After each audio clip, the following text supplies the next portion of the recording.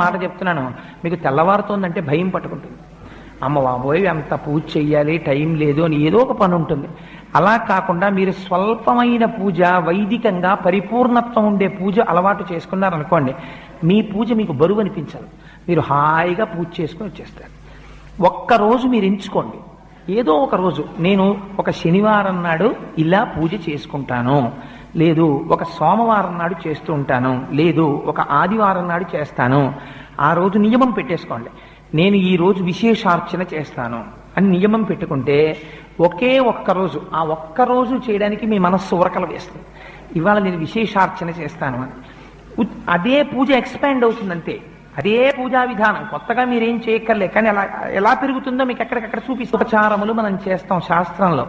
అవి మీ మనస్సుని తీసుకెళ్లి భగవంతుడి దగ్గర నిలబెట్టడం కోసమని ఉపయోగించాలి.